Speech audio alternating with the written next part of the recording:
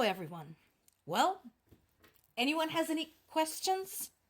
Isn't this exactly what was predicted by, folks who are knowledgeable about the situation in Ukraine? Yeah, so after pretending to consider all the various scenarios, Keth Kellogg said that America's wishes is to yank the US aid from Ukraine, force Ukraine, blackmail Ukraine basically, into negotiating and freezing the borders where they are right now. Which means moving Russia hundreds of kilometers closer to Europe. But of course, why would he care? Because what is it that they say, America first? What they don't understand is the implications to America, because that is a concession to whom? To Putin. And again, I'm not shocked. I am grieved. I'm saddened. But I knew that this was going to happen. This was going to be Trump's program of ending the war in Ukraine in 24 hours. Because the man doesn't know history. He doesn't understand the nuances of the dynamic in the region. He doesn't know or wants to know whether people in the invaded territories will be treated humanely. Hint, they will not. To anyone who has any doubts about the way Russia treats its invaded territories, go read the history of Poland. Specifically, go read the history of 18th century, early 19th century uprisings. Go look it. Go look up the envoy, Muravyov, who was known as Muravyov the Hangman. Go and read that, because I cannot describe this to you. You have to look at it first yourself for it to sink in.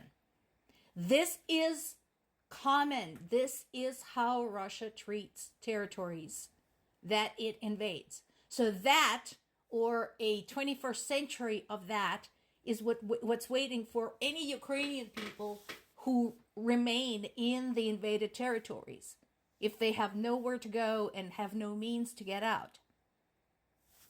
And yeah, Putin's going to be happy. This is the best Christmas present you can give him. 1/5 of Ukraine, and,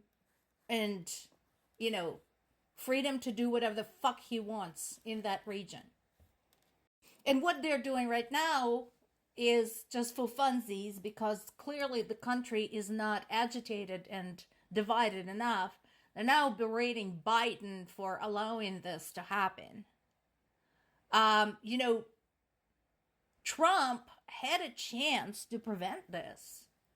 If we're going to start throwing blame as to whose fault it is, because the preparation started while he was still president.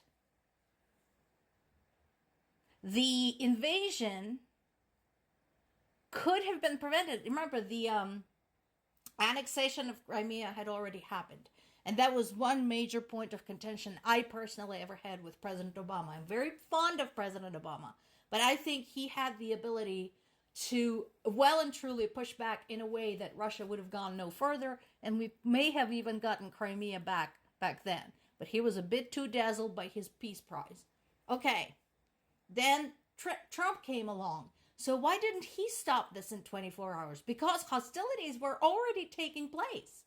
Remember, Crimea was already invaded. Russian militants were already in Ukrainian southeast. So why didn't he do anything then?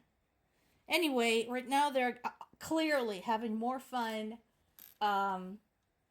berating Biden and playing into Putin's hands than considering accountability. And of course, Putin is going to praise Trump to heaven. Because why? Because if you want an idiot to do your bidding, you keep talking up the aforementioned idiot. Trump feeds on praise. He feeds on acknowledgement. That is his lifeblood. And Putin is giving it to him. Meanwhile, Europe continues to investigate and battle the consequences of acts of sabotage carried out by Russia. And this is an interesting article. So this is in The Guardian. Look it up.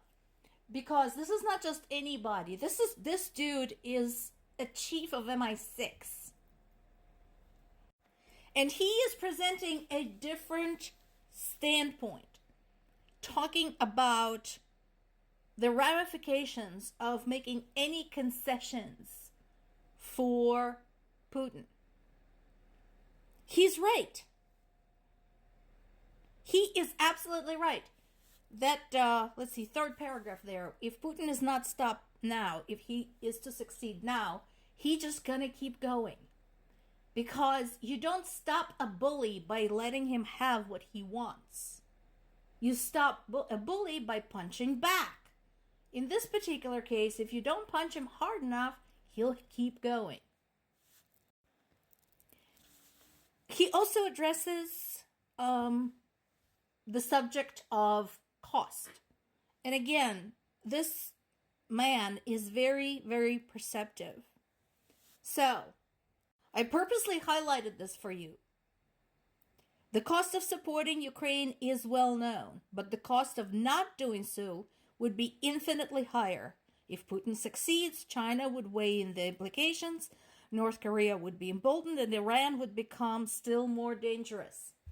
Let's also not forget that Putin is BFFs with all of the heads of major terrorist organizations. Hezbollah, Hamas, Taliban, Al-Qaeda. He hosted them all in Moscow. He held a special event for them. What does that tell you? So, allowing him to win this is going to embolden all his friends. That means more sabotage, more cyber terrorism, more real terrorism, more lives endangered everywhere in the world, including American lives. But hey, who cares about that? We got cheaper gas. Maybe. So, again, anticipating that Trump is gonna basically pull out of this whole thing, EU already is working on a task force, particularly addressing the issue of sabotage and terrorism unleashed by Putin's government and all of his various friends. I would say the US should do the same, but I know nobody's going to listen. Because under the Trump administration, if something does happen, he's going to blame someone else. And if nothing does happen, he's going to take credit for it. So it would be pointless.